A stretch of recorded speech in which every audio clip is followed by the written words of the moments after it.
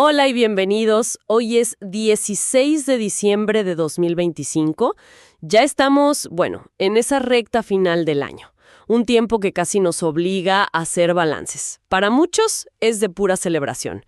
Para otros puede ser un campo minado emocional. Totalmente. Sobre todo cuando hay una silla vacía en la mesa que antes no lo estaba. La nostalgia se puede sentir como un verdadero ataque. Precisamente. Y por eso hoy vamos a analizar a fondo un texto muy particular que nos llegó. Se titula El desafío del templo vacío. Es una especie de guía sobre cómo enfrentar un divorcio reciente justo en esta época. Ajá. Es corto, pero su enfoque es, la verdad, bastante inesperado. Combina la filosofía de éxito de Napoleon Hill con principios de sabiduría bíblica. Una mezcla que, a primera vista suena extraña. Casi incompatible, diría yo. Uno es el pragmatismo puro del logro y el otro es, la fe, la entrega. Exacto.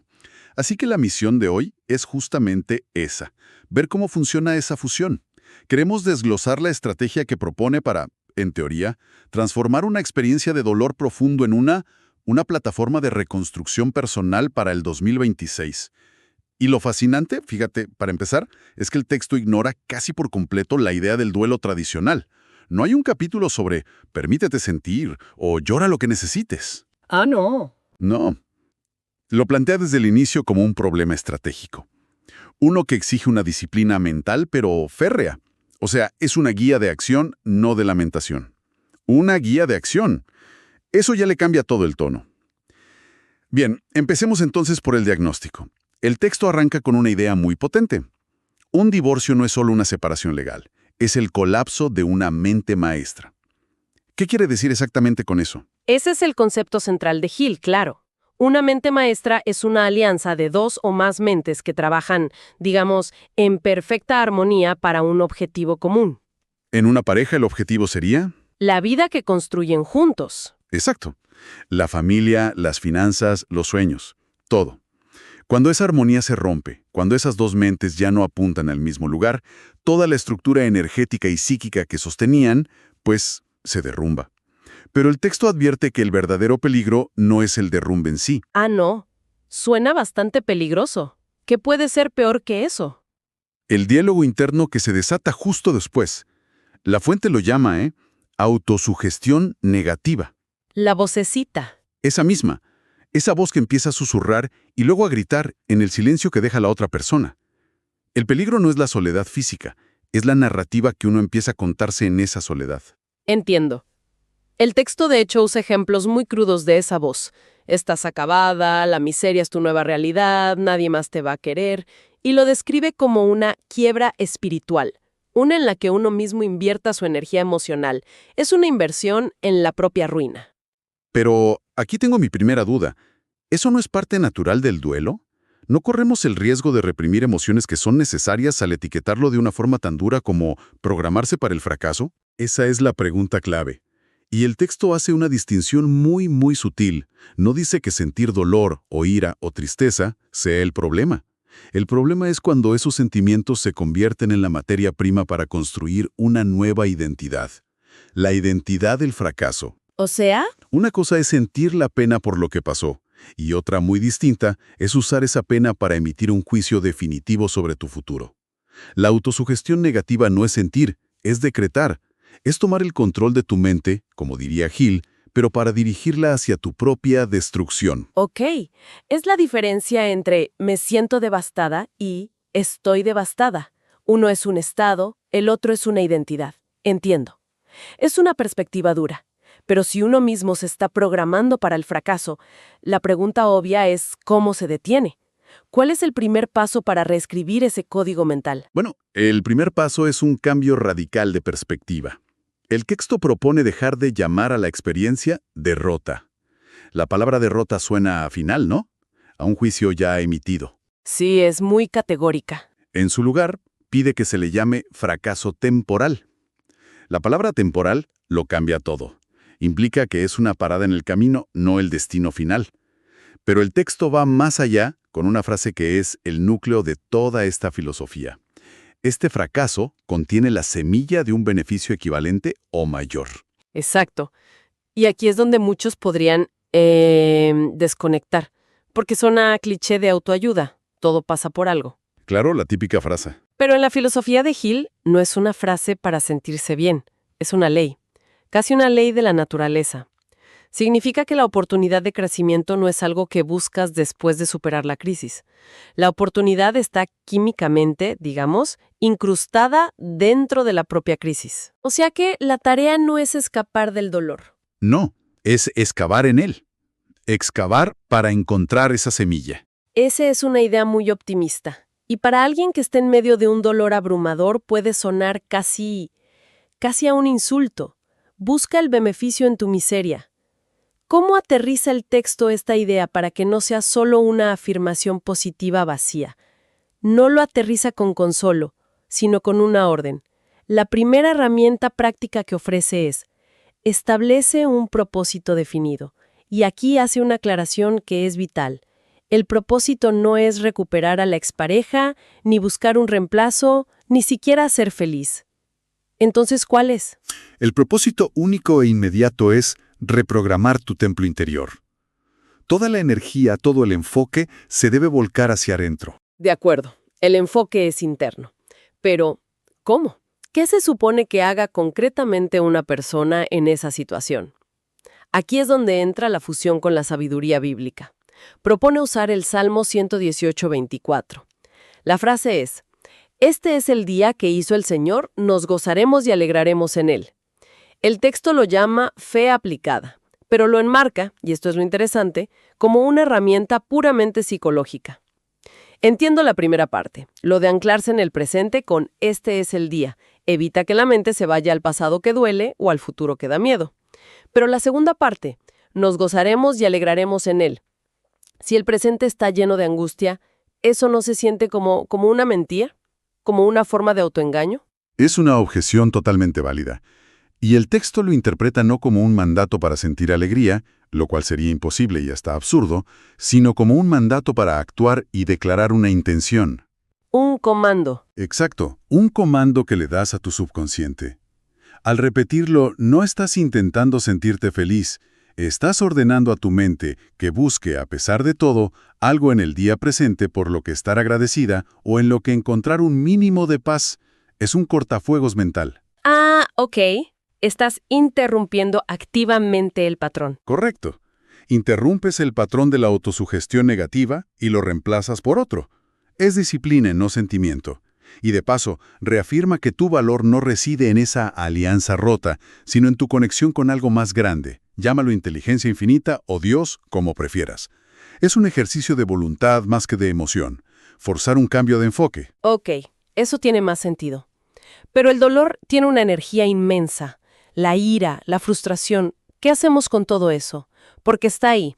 Y el texto introduce otra herramienta, la transmutación. Sí, la alquimia emocional. La idea es que la energía emocional no es en sí misma buena o mala, simplemente es energía. La rabia que sientes, por ejemplo, es un combustible potentísimo. Puedes dejar que te consuma por dentro o puedes redirigir ese chorro de energía hacia algo externo. A menudo esa energía es caótica, es destructiva. ¿Cómo se evita que esa transmutación sea solo una distracción temporal o que el nuevo proyecto termine, no sé, contaminado por esa misma rabia? Muy buena pregunta. El texto sugiere dos vías muy específicas que actúan como contenedores de esa energía. La primera es un proyecto que exija una concentración total y que sea constructivo.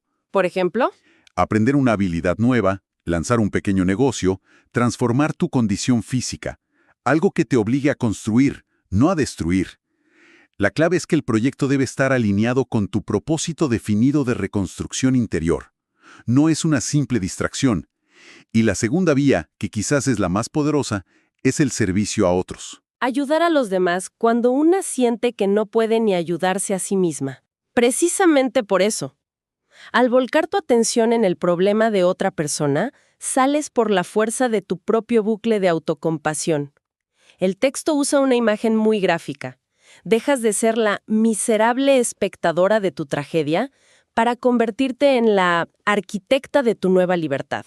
Me gusta esa frase. El acto de dar te devuelve un sentido de agencia. Te demuestra que, a pesar de tu dolor, todavía eres capaz de generar un impacto positivo.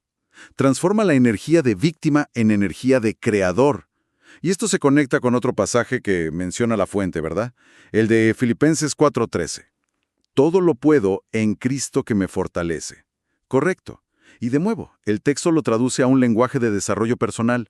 No lo interpreta como una fuerza mágica externa que te rescata, sino como una afirmación de la capacidad casi ilimitada de la mente humana para superar cualquier circunstancia, siempre que se le aplique un ingrediente clave: la persistencia. O sea que la fuerza no aparece de la nada. Para nada. Se construye aplicando estos principios día tras día, hora tras hora. Sobre todo cuando no tienes ganas, cuando no ves resultados, cuando todo parece inútil. Ahí es cuando cuenta. Entendido. Así que con estas herramientas en mano, el reenfoque, el propósito interno, el anclaje en el presente y la transmutación de energía, ¿cómo se encara específicamente el fin de año? El 2026 que ya se acerca.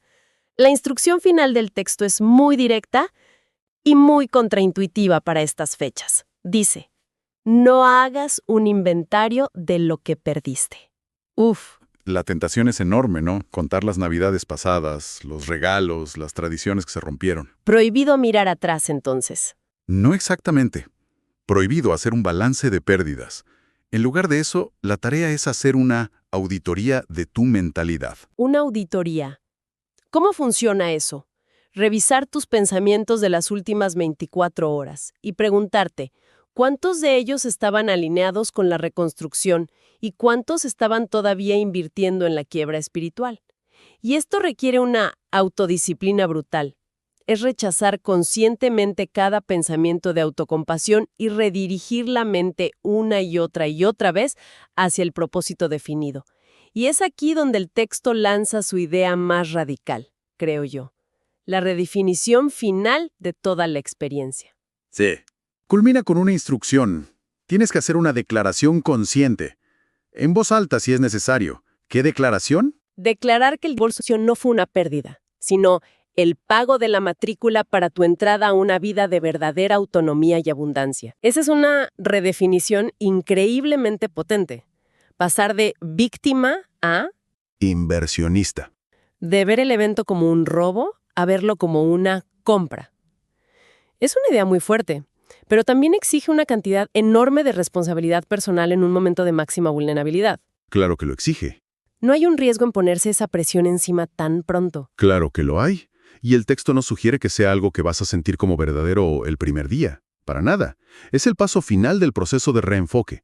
No es cómo te sientes hoy, es la narrativa que eliges construir a partir de hoy.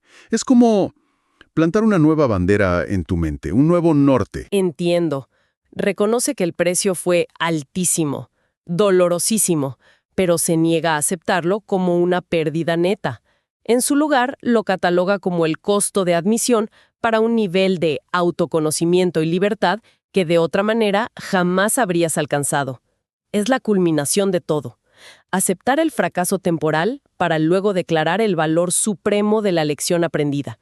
Visto así, es el acto final de tomar el control de la narrativa. No dejas que el evento te defina. Tú defines lo que significó el evento. Bien, creo que hemos cubierto el núcleo de esta estrategia. Partimos de un diagnóstico, el colapso de una mente maestra y el peligro real de la autosugestión negativa. Y vimos las herramientas para combatirlo. Dejar de hablar de derrota y empezar a hablar de fracaso temporal.